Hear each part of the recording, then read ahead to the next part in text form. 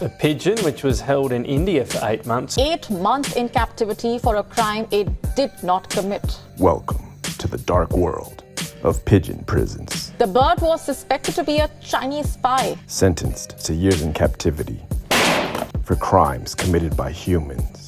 A pigeon was found carrying a small backpack filled with crystal meth. Exiled to foreign maximum security cages. It cannot be released into the wild because it's now used to getting food in exchange for favors. Carefully monitored under 24-hour surveillance.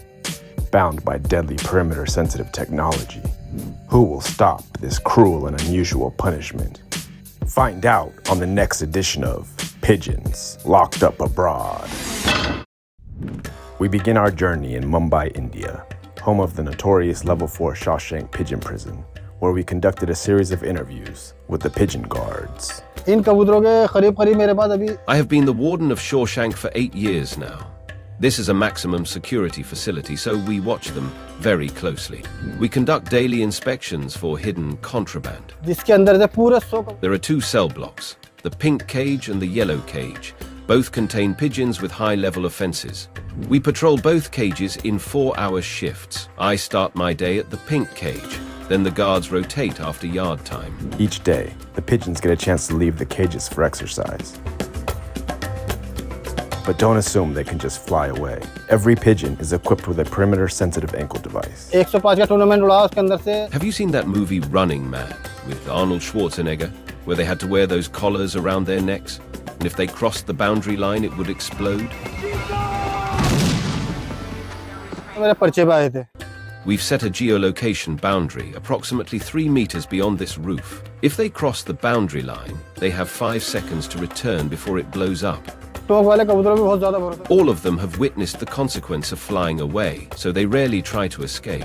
Many pigeons have managed to survive device detonations, but their return to the wild comes at a cost.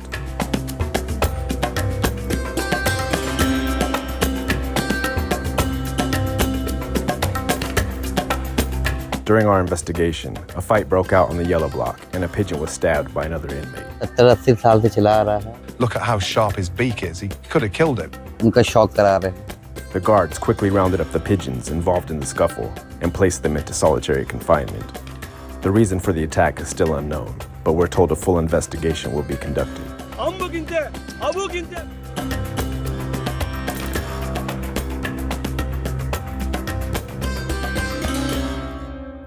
90% of the inmates at Shawshank have been convicted of drug smuggling, espionage, or treason. A lot of criminals use pigeons to send messages. This pigeon here has been convicted of espionage. In fact, the biggest kingpin of them all, Pablo Escobar, attributed much of his success to his favorite carrier pigeon, Palomitas. I remember my father saying to me every day, don't ever use a phone.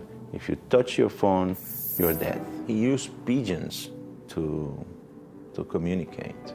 Doesn't matter the place, you type the message and you send the pigeon. But not every pigeon on the prison yard has been convicted of high-level crimes. Other offenses include trespassing, pooping on humans, and stealing. There they are, still hanging around outside the pizza shop they raided on the weekend. They helped themselves to the topping tray in this inner North Sydney crust franchise. Accidentally, door was open and then the pigeon fly. Are they the pigeons there? Are they up there? Yeah. That's them up there. You might have to get the council to come and get rid of them so you don't have any problems with your food service. Prabir and his co-workers are fighting back against those pesky pigeons. Prabir did contact the council and had the pigeons arrested. They are now inmates at Shawshank and awaiting sentencing. Every day, pigeons are transported to this facility from all over the world. Once they arrive, we have to put them through processing and enter them into the system. After a full day of investigation, one question still lingers. How are these pigeon prisons financially sustainable? The next morning, as our team was packing up to return home, a pigeon showed up outside the hotel window with a message. The note read, Deepak, with coordinates below. The message was clearly a big clue to our investigation, but led us straight to a needle in a haystack. We found ourselves at Chor Bazaar, which translates to Thieves' Market, is one of the biggest flea markets in India. According to popular legend, if you get robbed in Mumbai, chances are you'll find your belongings here. All of the locals were very friendly and pointed us in the right direction. Or so we thought. As each person pointed the way, we ended up going around in circles, lost in a maze of stolen goods. Stay tuned for the next episode of Pigeon Prisons. Join us as we search for Deepak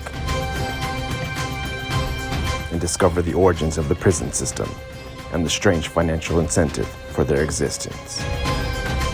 Pigeon Prisons, locked up abroad.